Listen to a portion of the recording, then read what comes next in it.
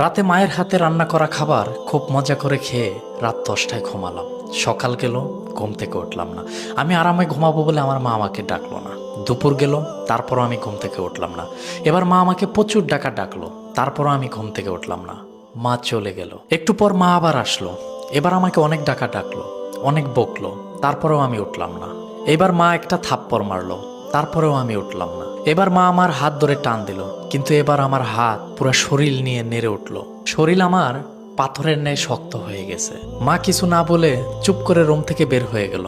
এবার বাবাকে ডেকে নিয়ে আসলো, কিন্তু বাবা আমাকে অনেক ডাকার পরেও আমি তারপরও উঠলাম না। এবার বাবা তার চোখের জল ফেলে বলছে, তুই উঠে আয়, তোকে আর কোনোদিন কিচ্ছু বলবো না। তুই যেভাবে থাকতে চাস তাই হবে, তারপরেও তুই উঠে আয়। তোকে আজকেই ল্যাপটপ কিনে দেব, তারপরেও তুই উঠে আয়। আমি অবাক হয়ে দেখছি, আমার বাবা তো কোনোদিন এভাবে বলে না, আজকে বলছে।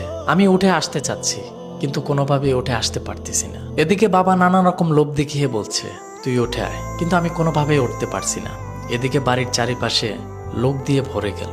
ওইদিকে মাকে অনেকেই সান্ত্বনা দিচ্ছে, কেউ বাবাকে, কেউ ভাইকে বা বোনকে অনেক রকম ভাবে বোঝানোর চেষ্টা করতেছে। একটু পর কয়েকজন লোক এসেই খুব যত্ন সহকারে বিছানা থেকে আমাকে নামিয়ে নিল। এরপর লোহার একটা শক্ত খাটিয়াতে আমাকে শুয়ে দিল। আমি কাঁদছি আর বলছি, আমার পিঠে অনেক ব্যথা হচ্ছে, আমাকে নামাও এই শক্ত লোহার খাটিয়া থেকে। কেউ আমার কথা শুনলো না। একটু পর ওই লোকজনগুলো গরম পানি নিয়ে এসে আমার শরীরে কিছুটা পানি ঢেলে দিল। ইস, আমার শরীরটা মনে হয় পড়ে গেল। আমি চিৎকার করে কাঁদছি, তারপরে আমার কথা কেউ শুনলো না। ওই লোকজনগুলো পরম যত্নে আমার শরীরে গরম পানি ঢেলে ঢেলে যত্ন সহকারে গোসল ধুয়ে দিচ্ছে। আমি কাঁদছি আর বলছি, আমার শরীরে আর গরম পানি দিও না, আমার শরীরটা পুড়ে যাচ্ছে, আমার শরীরটা আর ডলে দিও না, আমার শরীরে খুব ব্যথা লাগছে। তারপরেও কেউ আমার কথা শুনলো না। অনেক সময় নিয়ে আমাকে গোসল করানোর পর শরীরটাকে ধুয়ে পুছে নিয়ে আসলো আমার বসার জায়গায়। আমি খুব খুশি হলাম, ভাবলাম এবার মনে হয় আমাকে এখানে বসাবে। কিন্তু ওরা এখানে না বসিয়ে আমাকে কাঠের একটা শক্ত খাটে শুয়ে দিল, একটা চাদরও দিল না। একটু পর মা বোন আরো কয়েকজন মিলে আমাকে একটা সাদা কাপড় পরালো। মা অনেক আদর করে আমার মুখে হাত বুলাচ্ছে আর কাঁদছে। এত আদর কোনোদিন করেনি মা আমাকে। আমি মাকে অনেকবার করে বললাম কান্না থামাতে, কিন্তু মা কিছুতেই কান্না থামাচ্ছে না। আমি এত করে বলছি কেঁদো না, কিন্তু মা কিছুতেই শুনছে না আমার কথা। একটু পর কয়েকজন লোক আসলো, এসে আমার মাথাটা আর পাটা বেঁধে দিল। আমি অনেকবার করে বললাম আমার মাথা আর পায়ের বাঁধনটা খুলে দাও, কিন্তু কিছুতেই শুনলো না তারা আমার কথা। আমার মাকে সরিয়ে দিয়ে আমাকে নিয়ে যেতে লাগলো।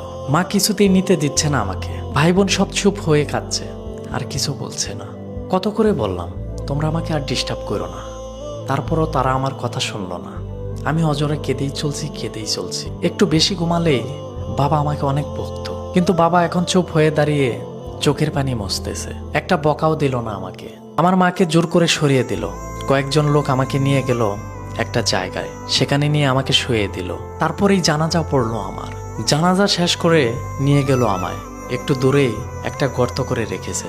বাবা আর ভাই এই দুইজন মিলে আমাকে কোলে করে নিয়ে ওই ছোট্ট মাটির গর্তে শুয়ে দিল।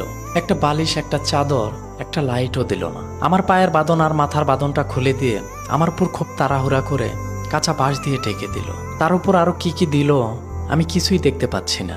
যতই সময় যাচ্ছে মাটির গর্তটা আরো অন্ধকার হচ্ছে। আমি চিৎকার করছি আর বলছি এখান থেকে আমাকে বের করো, আমার খুব ভয় করতেছে, আমি কিছু দেখতে পাচ্ছি না। একটু পরেই আমার উপর মাটি চাপা দিয়ে সবাই চলে যাচ্ছে। আমি ডাকছি আর বলছি আমাকে এখানে একা রেখে যেও না, কিন্তু কেউ শুনলো না আমার কথা। স্বার্থপরের মতন সবাই চলে গেল। আপনি কি ভাবছেন মৃত্যুবরণ করবেন না?